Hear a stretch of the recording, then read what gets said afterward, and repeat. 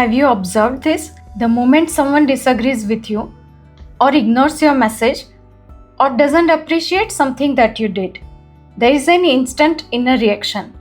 How could they say that to me? Do they even know who I am? Or sometimes the opposite voice shows up. Maybe I really am not good enough. Maybe I am a failure.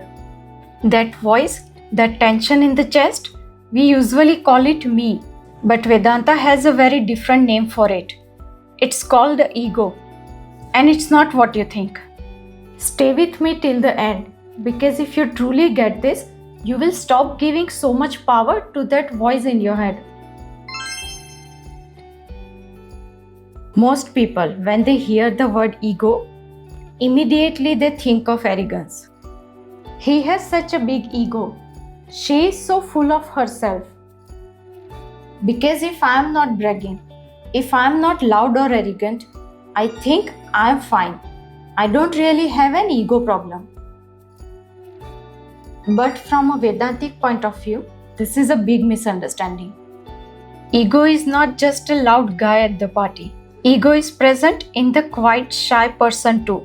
It's present in the person who is always trying to please everyone. It's present in the inner voice that says, I am not good enough. The ego can speak in many different ways. Sometimes it says, I am the best. And sometimes it says, I am the worst. Sometimes it says, I am successful. I am a failure. I am spiritual. Or I am broken. The stories are different, but the structure is always the same. I am something. That simple structure, I am plus something, is what Vedanta calls ego. Vedanta looks at ego in a much deeper way than the usual idea of pride or superiority. Ego is the attachment of the word I to any label. Whenever we internally say things like, I am my job, I am my bank balance, I am my relationship status, or I am my past trauma, I am my body type, that is ego operating. Ego is basically the identity maker of the mind. It takes something neutral like a job, an opinion, or a memory and attaches the word I to it.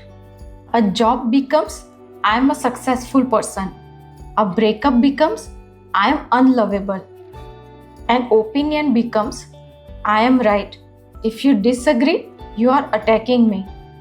That sticky I attaching itself to everything. That is ego. Now here is the interesting part. These inner I am statements don't just remain thoughts in the mind. When these statements repeat again and again over time, they slowly begin to shape how you behave in the world. Your actions, reactions, and choices start aligning with your inner story. For example, if someone believes I am a victim, they start seeing life as unfair and constantly look for proof that the world is against them. If someone believes I am the fixer, I must save everyone, they become the over-responsible friend or partner, always fixing problems and carrying everyone's burden. If someone believes I am brave, they naturally seek challenges, adventure, and situations where they can prove their courage. From the outside, we call all of this personality. But from the Vedantic perspective, personality is simply ego made visible. At its root, ego is a fundamental belief, almost like a superstition about who we think we are. Now, before we go further, I want to clear up something that confuses almost everyone when they first hear this. Let's say you set a healthy boundary. You say no when something doesn't feel right, or you walk away from disrespectful behavior.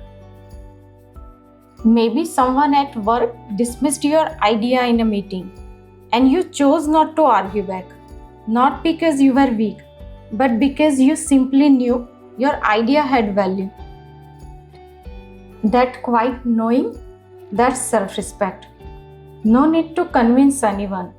No inner fire trying to prove a point. Sometimes people say, or even we say to ourselves, is that just my ego talking? But often, that's simply self-respect. Here's the difference. Self-respect comes from recognizing your inherent worth. It is quiet and clear, not something that needs to be loudly defended. Ego says, I must constantly prove or defend myself, while self-respect says, my worth is not up for debate. And very often, it is only when ego drops that real self-respect quietly appears. Let's bring this down to everyday life. Vedanta describes some clear patterns through which ego operates. See if you recognize any of this in your own experience. You open LinkedIn for a few minutes and see someone got promoted, someone else launched their startup, someone your age is speaking at a conference, and suddenly, without warning, your chest feels a little tight. Not because your life is bad, but because the ego quietly whispers, you are behind, you are not enough yet. That subtle unease, that's not reality. That's the ego doing what it does best, measuring your worth against someone else's highlight reel. At its core, the ego is built on a subtle sense of insecurity and incompleteness. Now, if the ego is always chasing the next thing to feel complete, where does it actually live? Not here, not now. Let's look at that next. The ego rarely stays in the present moment. Instead, it feeds on two things, the past and the future. In the past, it builds identity through stories. Because of what I went through, I am this kind of person. In the future, it creates images and projections. One day I will become someone important. Or what if everything goes wrong? But if you remove these stories, if you stop repeating the past and imagining the future, something interesting happens. The ego becomes very uncomfortable. Because in the simple present moment, without labels and stories, it doesn't quite know how to exist. So the ego is always somewhere else, in a memory or in a worry about tomorrow. But here's where it gets really personal. Because the ego doesn't just affect how you feel about yourself, it changes how you react to other people. You can see ego very clearly during disagreements. Someone challenges your opinion, and suddenly it doesn't feel like just a different perspective. It feels personal. It feels like you are not just saying my idea is wrong. You are attacking me. Why does this happen? Because ego has quietly attached the word I to certain beliefs. I am my opinion. I am my political view. I am my spiritual path. I am my achievements. So when those beliefs are challenged, the ego reacts as if its identity is under threat. You can see the pattern now, right? The ego protects its story at all cost. But there is one more thing it does. And this one is sneaky because it often disguises itself as self-improvement. Another feature of ego is that it cannot rest in simply I am. It always needs I am becoming. So it loves endless self-improvement, endless comparison, and endless upgrading of the image. Now this doesn't mean Vedanta is saying you should stop improving yourself or stop growing in life. Growth and learning are natural and healthy. The point is simply to see when improvement is driven by clarity and when it is driven by the ego's feeling of incompleteness. I need to become someone, or I need to achieve more. Even spirituality can become part of this game. The ego simply changes costumes and says things like, I understand the truth better than most people. The same pattern continues, only now it is wearing spiritual clothes. In short, ego is a subtle sense of incompleteness. It feels as if something is missing, something still needs to be achieved, fixed, or secured.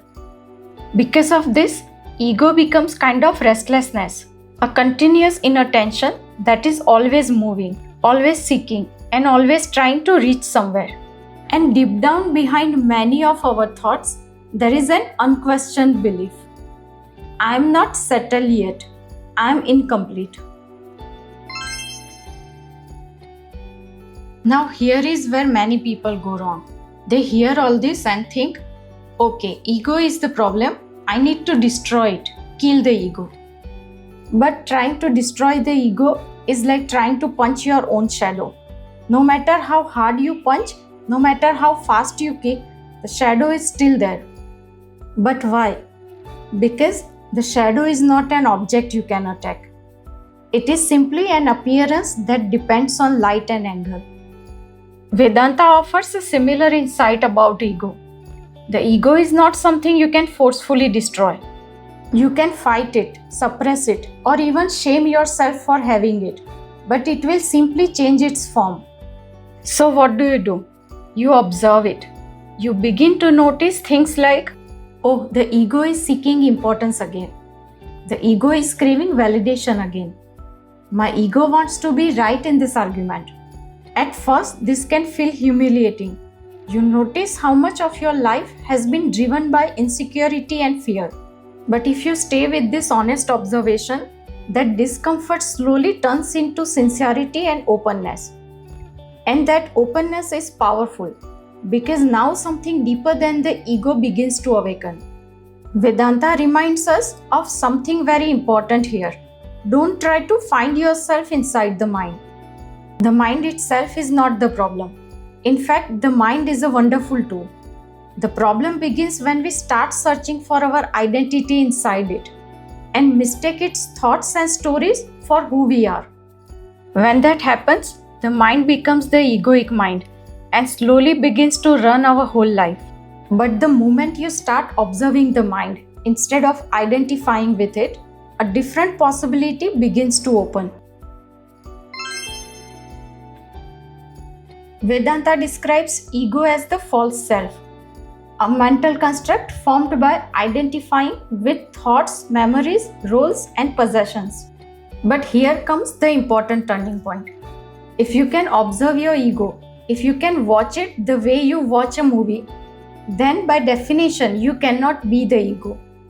The one who notices the I am a failure story, watches the anger rise and fall, sees the need to be right, observes the past and future stories, that one is not touched by any of it. This silent, ever-present awareness is the real I, not I am this or I am that, just I am. Free, complete, not threatened by opinions, not dependent on labels. The ego may still appear just like a shadow appears when there is light. But now you no longer mistake the shadow for who you truly are. So here is a simple experiment you can try this week. Each time you catch an I am thought, pause for 3 seconds. Then ask yourself quietly, is this a fact or this is just the ego trying to build or protect an image? Then ask another question, who is aware of this thought? Don't rush to answer it with more words. Don't judge it, don't fight it, just notice it. And that simple noticing is the beginning of loosening the ego's grip. If this made sense to you even a little, you have already taken a meaningful first step into Vedanta. On this channel, we are not just trying to manage thoughts or fix the mind. We go deeper into understanding who is aware of those thoughts. And that shift changes everything. If you would like to explore this more deeply, Beyond short videos and quick tips, you can join the Vedant Book Club, where we slowly unpack practical Vedanta for modern life. You will find link in the description.